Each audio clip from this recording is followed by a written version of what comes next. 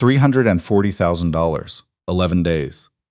4 certified experts, 2 remote consultants, and a factory representative who had flown in from Maranello. And the Ferrari still hadn't moved a single meter under its own power. It sat in the carriage house of the Frost estate, just north of Elora, like something between a sculpture and an accusation. A 1966 Ferrari 275 GTB4, Rosso Corsa over tan leather, with that particular stillness that expensive machines had when they were broken in a way nobody could explain. The estate was Margaux Frost's Ontario retreat, a converted limestone property her father had bought in the 90s, and that she'd spent 3 years restoring to something that looked like it had never been touched, which was the most expensive kind of restoration there was. She ran Frost Properties from a glass office on King Street West in Toronto, boutique hotels in Montreal, Halifax, and Whistler, the kind of properties that appeared in design publications and never in discount booking platforms. She had built the company from her father's one small inn in Collingwood to something worth, depending on the quarter, and who was doing the evaluating, somewhere north of $600 million. She had not inherited the company. She had been given a single property and the surname and had done the rest herself. The Ferrari, though. The Ferrari was the inheritance.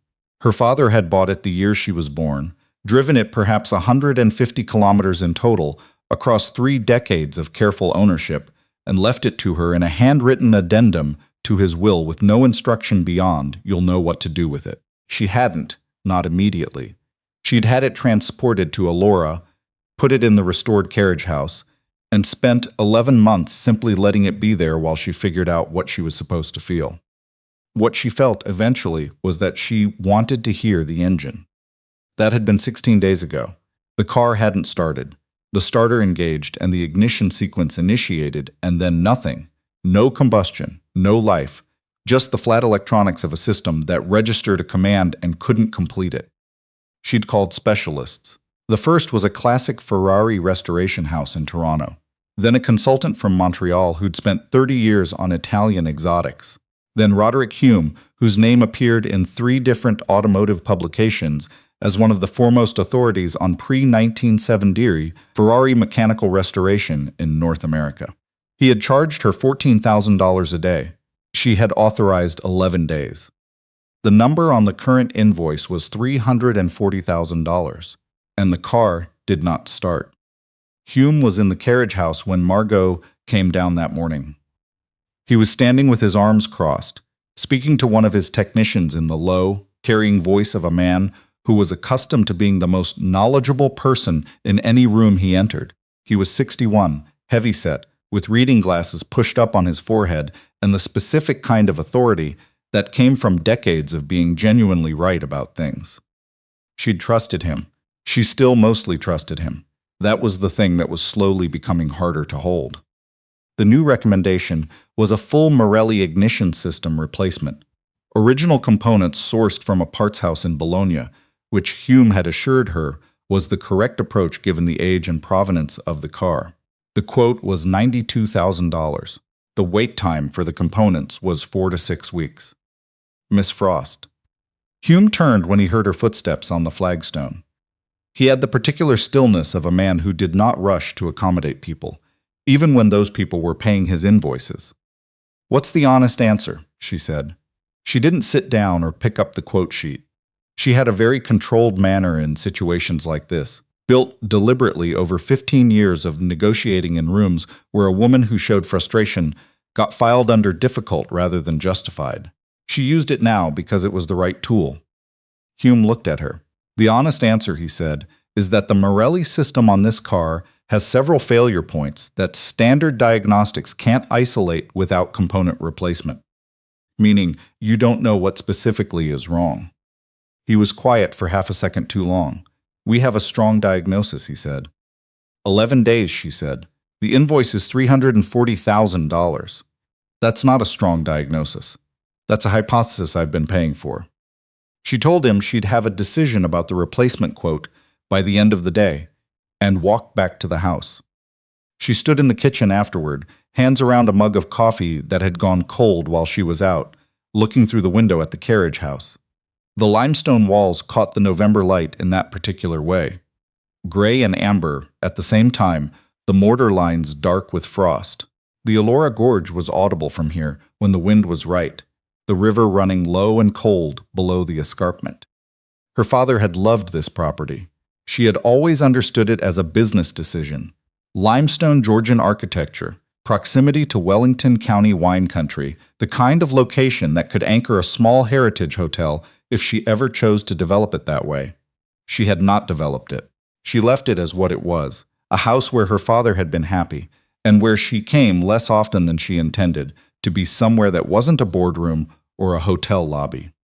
The Ferrari was not a business decision either. It was the only thing in her adult life that was purely not one. The truck arrived at 9:30 on the 12th morning.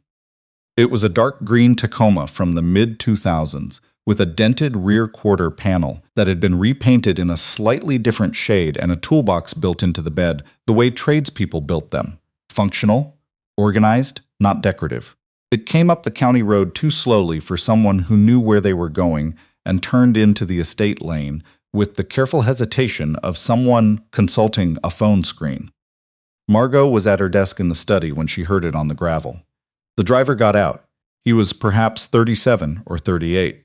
Medium height, leaned the way outdoor work made people lean rather than the lean of a curated routine. Dark jacket, work pants, the kind of boots that had been resoled at least once. He checked his phone, looked at the house, looked at the carriage house. He walked toward the carriage house. Margaux was already at the door. The carriage house was open. Hume's team kept it open during working hours, and Drew Larkin had seen the car before he'd fully processed where he was. He'd been looking for a restoration workshop on County Road 7 outside Fergus. His delivery app had routed him to County Road 7 outside Elora, which was a different road, and the address had resolved to a gated estate property that had no signage and no indication it was anything but private. He'd pulled in because the gate was open, and he'd thought maybe this was it. Maybe the workshop was on the estate grounds. Some places were set up that way. Then he'd seen the Ferrari through the open carriage house doors and stopped walking. Not because it was beautiful, though it was. Because of the production date on the nose badge and the specific configuration of the bonnet vents and the way the Morelli ignition cover sat at the angle it sat. And because he had written 47 pages on exactly this model's electrical configuration during his master's research at the University of Waterloo. And he could see from 8 meters away that the secondary relay housing on the firewall was the original 1966 configuration. The one that had been modified mid-production in ways the factory had never formally documented. He stood at the entrance to the carriage house for a moment, reading the car. "Excuse me?" He turned. The woman in the doorway of the house was looking at him with the expression of someone deciding what kind of problem this was. "Wrong address," he said. "I apologize. I'm trying to find a workshop on County Road 7 outside Fergus." The GPS had other ideas. He held up the delivery manifest. "Drew Larkin, Larkin's Garage. I'm the shop." She looked at the manifest, then at the car behind him. "What did you see?" He turned back to the Ferrari, Rosso Corsa, original color. 275 GTB4, 1966, which is the specific production window. He paused. "You've had a problem with it." It wasn't a question. She heard it as what it was. 11 days, she said. $340,000. He looked at the car for another moment. Something in his expression shifted. Not surprise, but recognition. The quiet kind, the kind that didn't announce itself. "May I ask what they've diagnosed?" Hume arrived 20 minutes later. In that time, Drew had walked a slow circuit around the Ferrari without touching it, looking at specific point, the engine bay, the firewall area, the undercarriage near the rear relay housing, with the focused, unhurried attention of someone working through a problem that was already partly solved in his head. Hume came in and took in the situation in approximately 4 seconds. He looked at the manifest in Drew's hand. He looked at the car. He looked at Margaux. "Miss Frost, who is this?" "A man with a strong diagnosis," Margaux said. She said it without heat or edge. "He has something to say about the 275 GTB4 production configuration." Hume made a sound that was not quite a laugh and not quite anything polite. The 275 GTB series is one of the most extensively documented Ferrari platforms in existence, he said. Whatever you think you've... Mr. Hume, Margaux said. She said it the same way she said things in boardrooms when the temperature needed to change, quietly and once. Hume stopped. Drew looked at the firewall area of the engine bay. The 275 GTB4 mid-production configuration, he said. The cars built in the third quarter of 1966 had a factory change to the twin-coil Morelli setup, a modification to the ignition relay configuration that went in without a corresponding update to the service documentation. Hume said, that modification is well known in restoration circles. It introduced a secondary earth point, Drew continued, on the right side firewall panel, behind the original trim. It runs in parallel with the primary system. In normal temperatures, it doesn't matter. He glanced toward the carriage house doors and the gray November sky beyond them. In sustained cold, Ontario in November, overnight temperatures below -8, the aluminium firewall contracts. If the secondary earth lug has any corrosion or micro-fatigue at the terminal, the contraction is enough to break continuity. The ignition sequence initiates. The coils register the command. The car doesn't fire. The carriage house was very quiet. Hume said, that's not documented in any Maranello service record I've encountered in 30 years. It's not, Drew agreed. My graduate research at Waterloo focused on Ferrari's mid-production electrical transitions from 1965 to 1968. I found the secondary earth configuration in factory build sheets that were part of a private archive out of Bologna. He looked at Hume steadily. The collector hadn't released the documentation publicly. I'm not sure it's been published since. For a moment, nobody said anything. Margaux looked at Drew. Can you show me where it is? He worked without ceremony. Margaux had watched a lot of people work on this car over 11 days. Hume's team with their laptops and oscilloscopes and temperature-controlled diagnostic modules. The remote consultant from Montreal who'd spent 3 hours on a video call walking 2 technicians through a test protocol and reached no conclusion. They had all worked with the particular busyness of expertise, visible, technical, organized in ways that signaled competence without necessarily producing it. Drew lay down on the carriage house floor, not on a creeper, just on the floor, on his back, with a flashlight and a small multimeter. He moved with the unhurried precision of someone who knew exactly what he was looking for and had no need to demonstrate the looking. 20 seconds passed in complete silence. There, he said, quietly to no one in particular. He read the resistance across the secondary earth terminal twice and slid back out from under the car, sitting up to show Margaux the multimeter screen. Even without a background in electrical systems, she could see the reading was wrong. The number far too high for clean continuity. Micro-corrosion on the terminal, he said. The cold is opening it up. Every morning when the temperature drops, the aluminium contracts just enough to break the contact.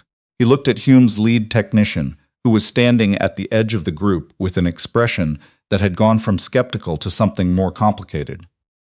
Your diagnostic protocols would have shown the primary earth at full continuity, which is why everything came back within normal ranges. The secondary isn't in the standard test protocol. He paused. It's not in any published service documentation. Hume said nothing. Drew looked at Margaux. The repair today is temporary. He was direct about this before she could ask. The terminal has stress fractures in the copper. Cleaning it will restore continuity, but the underlying material is degraded. Cold temperatures will open it again. You need the original earth lug replaced. Ferrari Classiche in Modena would be the right contact, probably 6 to 8 weeks from here. Margaux nodded. Let's start it. The Ferrari 275 GTB4, when it came to life after 12 days of silence, did not announce itself gently.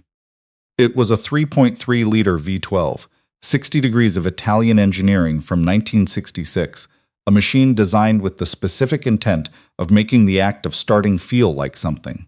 The sound it made when the ignition caught was not loud in the way modern cars were loud. It was immediate and total and physical. A vibration you felt in the flat of your sternum, in your back teeth, in the specific place behind your eyes, that didn't usually have anything to do with sound. It filled the carriage house completely. The room did not erupt. There was no applause. People simply stood there, looking at a running car that had been silent for 12 days, and the silence of everyone in that room against the sound of the engine was the loudest thing in the building. Hume left without a great deal of discussion. Margaux had a conversation with him in the small sitting room off the entrance hall, and it was not pleasant, though it was brief. She told him the final invoice would be reviewed and that her operations manager in Toronto would be in contact. She kept her voice level throughout, which took more effort than raising it would have. When she came back outside, Drew was loading his toolbox into the bed of the Tacoma with the efficient economical movements of someone who had somewhere else to be. "Mr. Larkin." He turned. "When Hume dismissed you," she said, in front of everyone, "you didn't react the way most people would have." Drew considered that for a moment. He looked like a man deciding not how much to say, but how to say what he'd already decided. "Roderick Hume is very good at what he does," he said. "He's been working on classic Italian cars for 30 years. He just didn't have the specific information he needed. The dismissal wasn't about me. It was about information he didn't know he was missing." Margaux looked at him. She had been running a business for 15 years. She had sat across from a great many people. She had a reasonably calibrated instrument for detecting the difference between equanimity that was genuine and equanimity that was performed. His was genuine. She offered him a consulting contract for the permanent repair. When the period-correct component arrived from Modena, she wanted someone in the room who understood this specific car's electrical architecture. "Name your rate," she said. Something that was close to amusement passed across his face. $2.10 an hour for specialist consultation. "Done." She extended her hand. He shook it. His grip was firm and dry, and she noticed the roughness of his palm.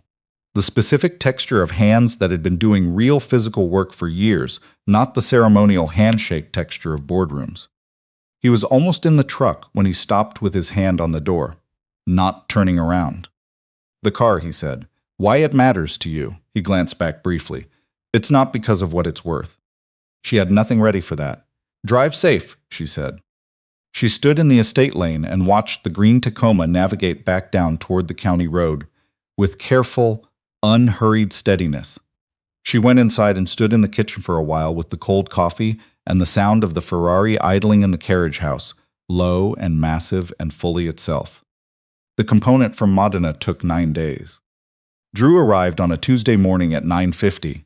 He worked with Silas, the young man who handled the estate's mechanical upkeep, and they were finished in 3 hours and 40 minutes.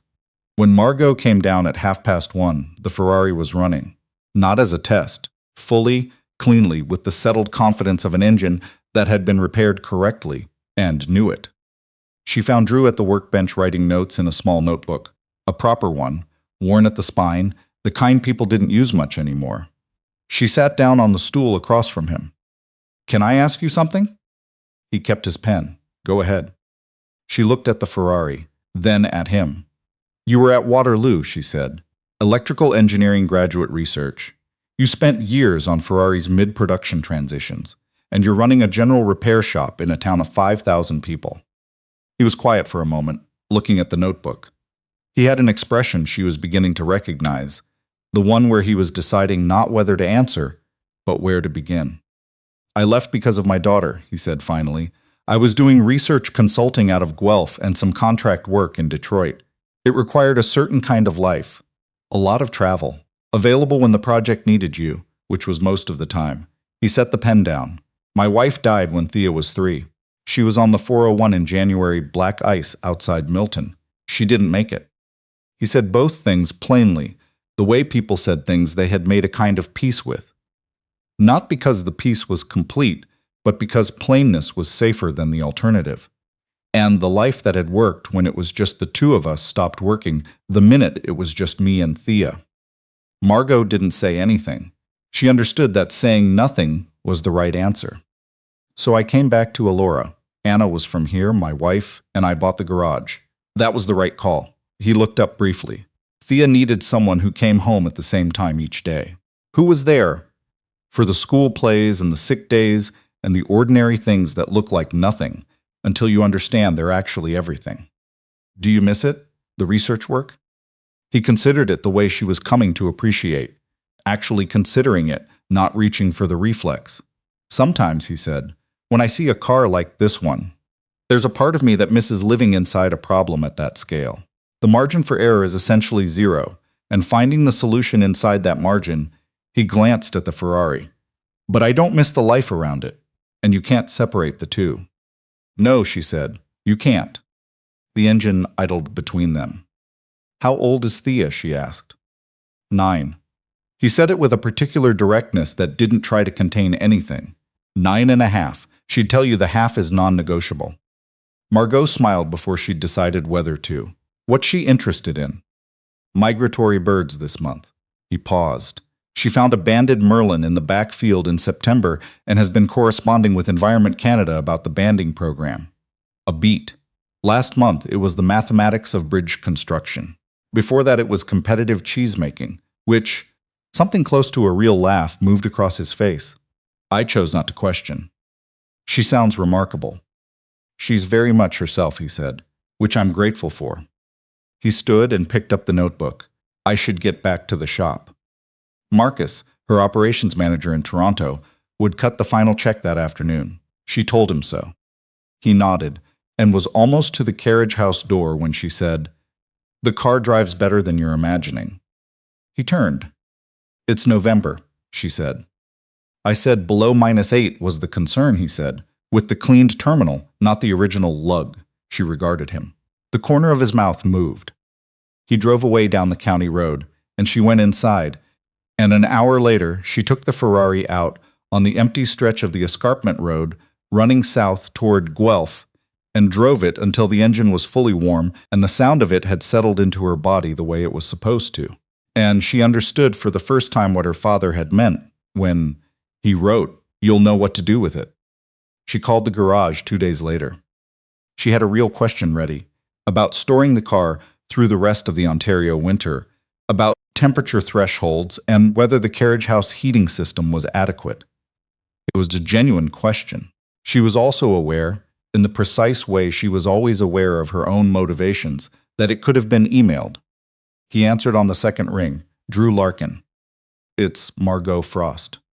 A beat. "Everything all right with the car?" "The car is fine." She described the storage question, and he answered it. "Keep the carriage house above 4 degrees. Start the car once a week through December and January for 15 minutes to cycle the electrical system." He answered a follow-up about the original earth lug, and then neither of them said anything for a moment. "How's the shop?" she asked. He made a quiet sound. "Busy. There's a 1968 Bonneville that a man in Fergus has been bringing in for 12 years without ever finishing the restoration. I think the unfinished state is the point." She understood that. 11 months of a car she didn't start. She closed the call and sat at her desk in the Toronto office afterward, looking at the notes she'd written, 4 degrees, 15 minutes weekly original lug seasonal check, and found that she'd drawn a small, unconscious underline beneath the last line that had nothing to do with lug checks. She opened her email. She had 56 messages. She answered 43 of them, but it took longer than it should have. The first time she came to Elora on a Saturday, not about the Ferrari, was early December. Drew had mentioned a diner on Metcalfe Street that had been there since 1978 and made a particular kind of pea soup that his daughter had declared, in the manner of someone who had done comparative research, the finest in Wellington County. Margaux arrived at 10 past 10 and found them already in a corner booth. Thea Larkin had her father's dark hair and a spiral-bound notebook open on the table, covered in stickers from what appeared to be a wildlife conservation organization. She looked up when Margaux came through the door with the direct, unfiltered assessment of a child who hadn't yet decided whether assessment was something you were supposed to hide. "You're Margaux," she said. "I am." Margaux sat across from Drew, who had the expression of a father at the beginning of something unpredictable. "Dad says you own the Ferrari." "I do." Thea appeared to consider this. "It was made in Italy. In Maranello in 1966. Dad fixed it." "He did." Thea considered this further. "He's good at old things," she said, in a tone that made it clear this was not a criticism. "Thea," Drew said. "She can say it," Margaux said. "She means it as a fact." I do, Thea confirmed and went back to her notebook. The diner was exactly what Elora produced. Limestone walls, mismatched chairs, a coat hook by the door that had been there long enough to have a permanent lean, coffee genuinely better than it needed to be. She ordered the pea soup. Thea was correct. The conversation moved the way it moved when nobody was performing anything. A little uneven, picking up threads and setting them down. Thea periodically reading aloud a fact about Merlin migration patterns, as if this were a normal and expected contribution to adult conversation, which, in this booth, it appeared to be. Drew talked about the garage without dressing it up, a transmission job that had turned out to be a DIY repair attempt with the help of a dubious online forum. An old woman in Elora who brought in the same 1984 Volvo every spring to have nothing in particular done to it, and who stayed for 3 hours and talked about her late husband, who had maintained the car himself. "Do you still charge her?" Margaux asked. He looked at her with an expression that suggested the question answered itself. She looked at him across the table and thought about credentials and expertise, and the architecture of what was supposed to look like knowledge, and about a man who had arrived at her estate with the wrong delivery and had solved in 20 minutes what $340,000 could not. By February, the Saturday mornings were not a thing she did. They were a thing that happened on Saturdays. She knew the difference. Thea had shown her the banded Merlin record she was contributing to the Environment Canada database, and explained the logistics of Raptor banding with the patient authority of someone who had done the reading and expected the adults to keep up. She'd asked Margaux once, without preamble, whether running a hotel company was as interesting as it sounded. More interesting and less glamorous, Margaux had said. Thea had considered this. That makes sense, she said. Most things are like that. Drew had been watching from behind his coffee cup with an expression Margaux was slowly learning to read. The one that was not quite amusement and not quite pride, but something that lived at the intersection of both. The board meeting in March, a proposal from a Vancouver-based investment group wanting to acquire the boutique hotel portfolio, was the thing that kept her in Toronto for 2 consecutive Saturdays. She told Drew only that she had a situation that needed her full attention. He didn't ask for details. He sent a text on the second missed Saturday that said only, "Pea soup situation remains unresolved when you're back." She read it in a boardroom on King Street West and was surprised by how much it helped. She told him about the investment group on a Tuesday evening phone call. He listened without interrupting. When she finished, he said, "What do you want to do?" "Not sell." "Then that's your answer." "It's not that simple. The board has fiduciary." Margaux. His voice was patient and direct in equal measure. "You built this from one property. The version of you that didn't pre-arg herself out of her own positions before she made them." That landed somewhere specific. She was quiet for a moment. "Sometimes I can't tell," she said, "whether the careful thinking is rigorous analysis or just doubt looking for permission." He was quiet on the other end, the particular quiet of someone actually thinking, not waiting. "Does it matter?" he said finally. "The answer's the same either way." She made the argument to the board the following Thursday in its full form, without softening the personal dimension of it, because the personal dimension was also the correct analytical argument, and she had finally accepted that they were not separate things. The board voted 5-2 to decline the acquisition. She texted Drew afterward, 5-2. He responded in 4 minutes. "Thea found something at the gorge," she says, is specifically for you. What Thea had found was a primary feather, a Merlin's, pale gray with dark banding, clean and unbroken, caught in a crack in the limestone at the edge of the Elora Gorge on a trail she walked after school. She had looked up the precise species and the probability of finding a primary feather intact. She explained both, standing in the diner booth, with the seriousness of a scientist presenting findings. "I thought you'd want it," Thea said, "because we talked about the Merlin banding project, and this is a real primary, which means it came from a real wing, which means it's not just data." Margaux held the feather carefully. It was lighter than she expected. The banding on it was precise and delicate, not decorative but functional, the marking that told you exactly which individual had been here, exactly which bird had passed through this specific place. It went on the windowsill of her apartment in Toronto. On Sunday mornings, when the light came in at a certain angle, the banding looked lit from inside. In April, on a morning when the gorge was running high with snowmelt and the ice was finally out of the Grand River, Drew drove Margaux up the escarpment road to a pull-off above the limestone ravine, where you could see the river making its bend south through the Wellington County farmland. They sat on the tailgate of the Tacoma. The view was the kind that made you feel located, rooted in a specific geography. He told her about Anna then, without being asked, and in full. She was from Elora, he said. She taught high school biology here. She loved birds, which is, he paused, where Thea gets it. He looked at the river. She was 32 when she died. Thea was 3. Margaux didn't fill the silence. She understood that filling it was the wrong call. The hardest part, he said, isn't the grief. The grief has a shape. You know where it is. He turned the truck keys in his hands. The hardest part is that Thea doesn't remember her. I've told her everything I can.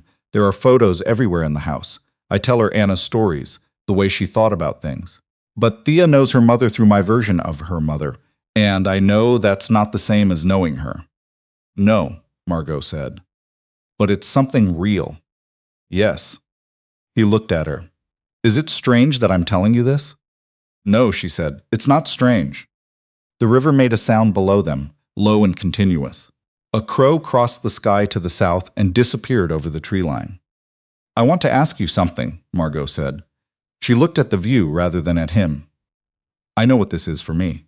She said it without hedging, because hedging wasn't something she did when she was certain. I know that it's become something I don't want to be without, which is not easy for me to say, and I'm saying it because I think you should know it. He was quiet for a long moment. I move slowly, he said finally. You've noticed that. I move slowly because for a long time, moving slowly was the only way I knew how to move forward without breaking something. He looked at her steadily. It's not distance. I know, she said. I'm sure about you, he said. That's the part that took the longest to say out loud. Being sure about someone again, after you've been sure about someone, and then they were simply gone. He stopped. It's not distance. It's just that I'm relearning how to be inside something without keeping the exit in my peripheral vision the whole time. She reached across and put her hand over his where it rested on the tailgate. His hand turned under hers, deliberate and careful, and settled around it. I'm not going anywhere, she said. I know, he said. That's the part I'm working on believing. The crow came back across the sky going north. Below them, the Grand River ran clean and cold through limestone country, indifferent to everything above it in the specific way that very old things were indifferent. Not coldness, but scale. Neither of them moved to fill the silence. Some silences didn't need filling. That was something she was still learning, and the learning was slower than she was built for. But she was doing it. On a Saturday evening in June, Margaux drove the Ferrari down the escarpment road with the windows down and the summer air coming in warm from the east. She pushed the car up through the gears on the straight stretch past the county line and felt the engine settle into its full voice. That low, total sound that was less about speed than about weight. Sound as a physical thing, the whole car alive and certain of itself. She thought about a secondary earth point behind a firewall trim panel on a 1966 Ferrari that hadn't been documented in any service manual for 60 years. A connection so small that no diagnostic protocol would find it. A failure so minor in normal temperatures that it was invisible. And in the cold, in the sustained Ontario cold, when the aluminium contracted and the tolerance closed and the margin disappeared, everything stopped. She had spent her adult life building things and protecting them against the visible failures. The documented ones. The ones that justified the expensive response. And she was very good at that. She had always been very good at that. What she had been less practiced at was the secondary connections. The ones that didn't announce themselves. That ran in parallel with the main architecture, carrying part of the load without documentation. And that you could only find if you already knew they were there. Or if you happened to pull into the wrong driveway on the wrong county road on a November morning and looked at the right thing at the right scale, and were patient enough with the problem to let it tell you what it was. She took the turn back toward Elora, with the heater on against the June chill coming off the escarpment. Ahead of her, the limestone town sat in the last of the light, The old buildings and the church spire and the gorge somewhere below it all. The river running as it always ran, deep and cold and reliable in the way that things running at that depth were reliable. Her phone had 2 messages, one from her operations manager about a contract review for the Halifax property, one from Drew that said only, "Thea wants to show you something tomorrow. Involves a bald eagle sighting and some contested facts about wingspan." She answered Drew first. She drove into Elora with the Ferrari's engine settling into idle, and she parked in front of the diner on Metcalfe Street because there was no other sensible place to park a car like this in a town like Elora, and that, she was coming to understand, was exactly as it should be. The smallest fault in the system, the one nobody thought to look for, had been, in the end, exactly what made the difference. She was learning to look at that scale now. It was slower than she was naturally suited to. But she was learning, and the learning itself was the thing she hadn't known she needed. And it had found her the same way everything real had found her. Not through the front door, not announced, not on any invoice she had authorized, but sideways, quietly, through the wrong address on a cold November morning, when she least expected it and needed it most.